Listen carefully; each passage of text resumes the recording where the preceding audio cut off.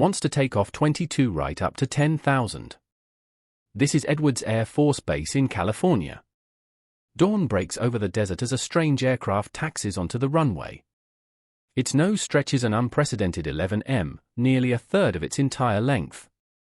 Where other planes have a cockpit, this one doesn't appear to have any windows. Since the early days of supersonic travel, one major problem has remained unsolved. Something no one has even attempted since the tragic story and retirement of the Concorde. Breaking the sound barrier without the boom. No one, that is, except NASA. Behind closed doors, their top engineers have been secretly working on a highly advanced aircraft. The mission: build a supersonic jet without the explosive sonic boom. Hey, I'm your host, Regis, and today we're uncovering how NASA has been secretly developing the most advanced supersonic jet. This is the sonic boom, an unavoidable side effect of supersonic flight that has plagued aviation since we first broke the sound barrier. In 1947, Chuck Yeager proved that humans could actually fly faster than the speed of sound. But that achievement came with a price. A thunderous explosion that would follow every supersonic aircraft. The sound was so powerful that it shattered windows and scared livestock from miles away because people came in with all their complaints. One lady complained that her chickens quit laying eggs whenever a sonic boom came. Her chickens quit laying eggs and there were lots of windows broken in the city and people were complaining about that.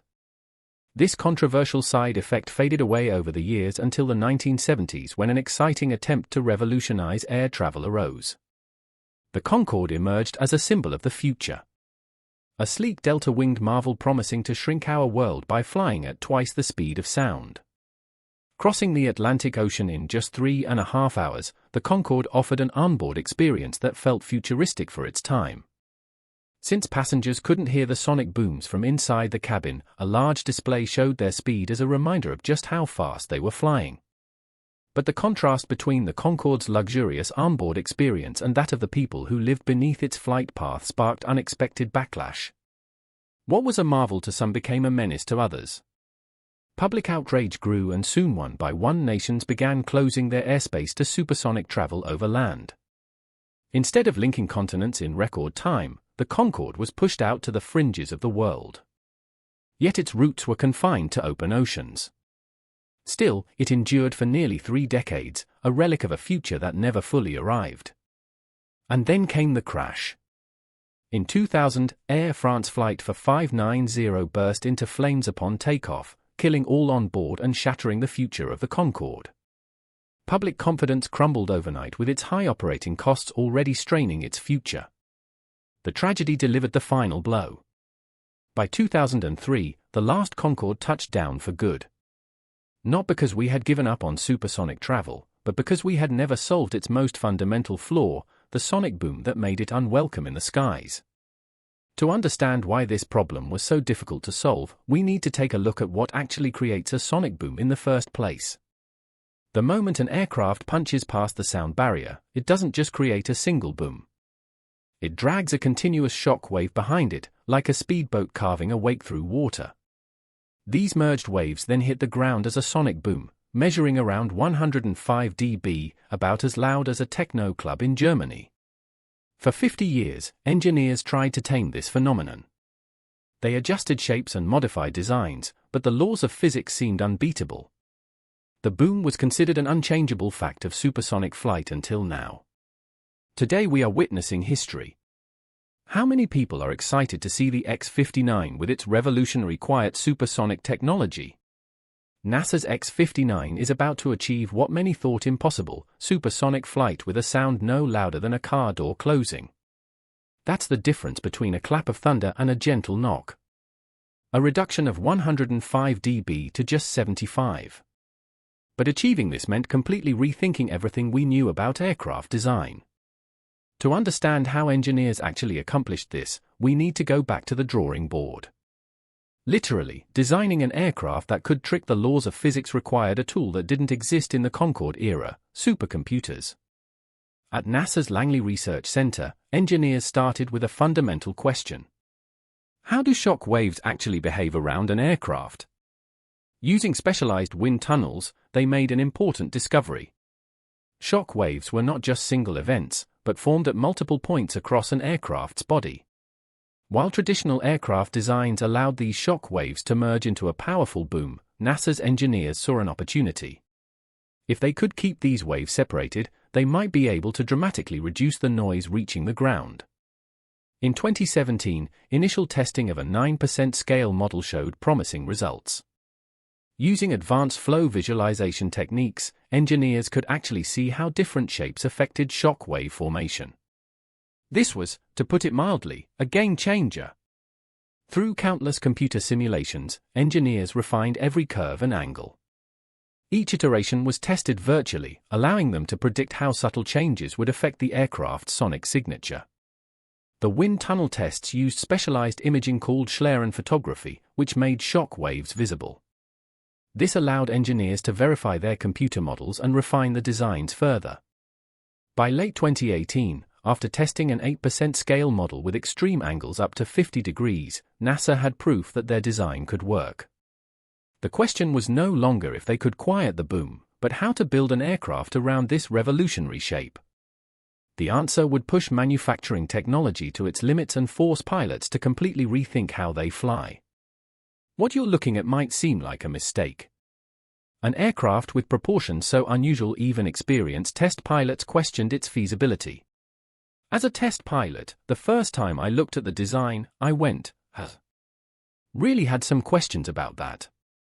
The most striking feature is its nose. Stretching an incredible 11 m, which is larger than a school bus, 1/3 of the aircraft's total length. But this shape isn't just for show. It's about shaping the ripples it leaves behind. At supersonic speeds, air actually behaves a lot like water.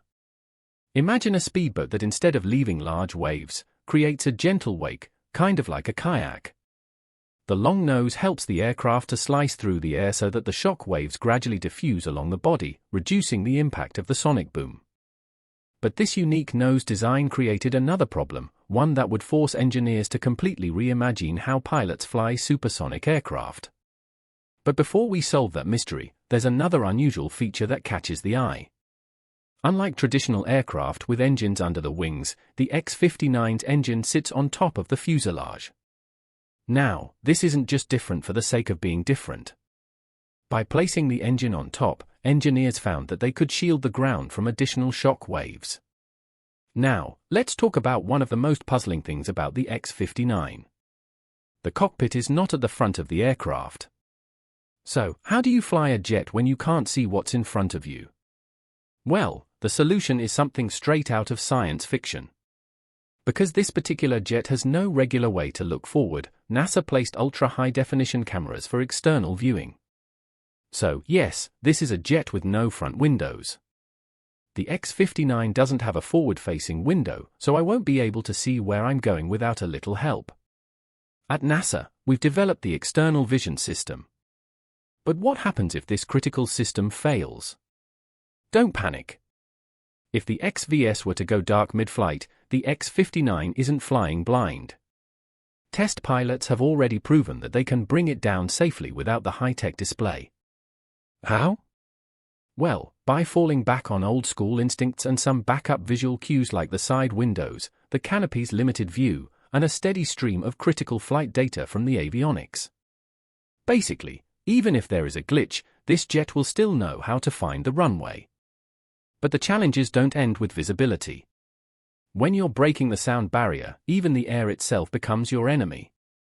Static electricity builds up on the aircraft's surface enough to interfere with sensitive electronics.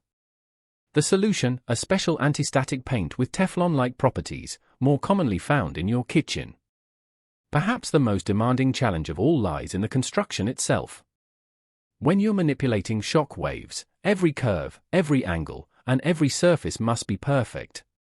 One small imperfection could turn that carefully engineered thump back into a boom.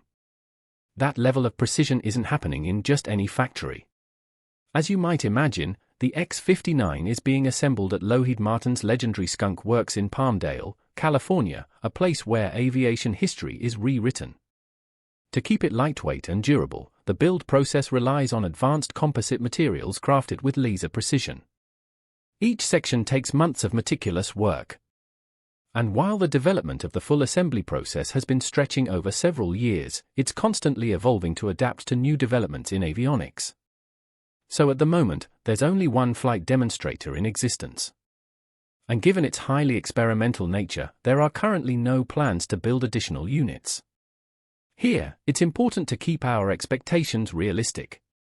The good people at NASA and Skunkworks are making continuous refinements to the X-59 prototype as development progresses.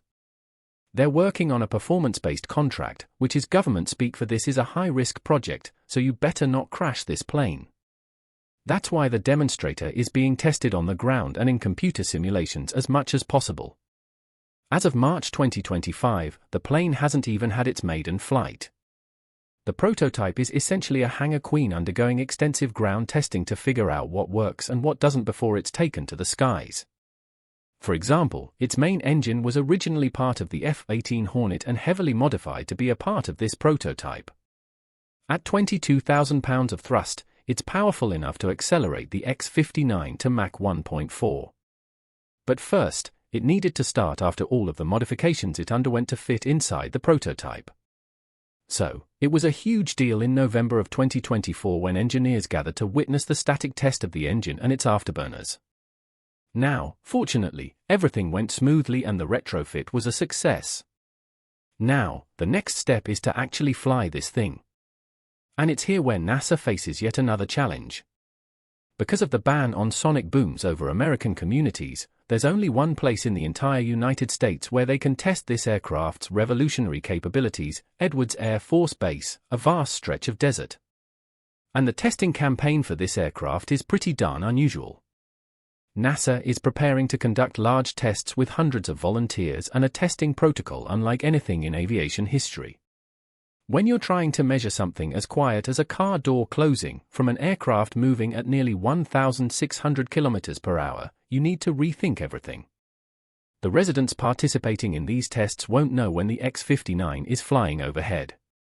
After all, how do you get an honest reaction to something that's supposed to be barely noticeable? So, they set out to build exact replicas of the average American home. Then NASA plans to design experiments using dozens of speakers to simulate the sound of supersonic flight. Their goal is to find out how much noise people could tolerate if supersonic jets flew overhead. So now the next question is what happens if they succeed? Studies show that most of potential supersonic routes are over land. And for these routes, we've been forced to fly at less than half the speed we're capable of. All because of the sonic boom problem. Let's put that into perspective for a moment.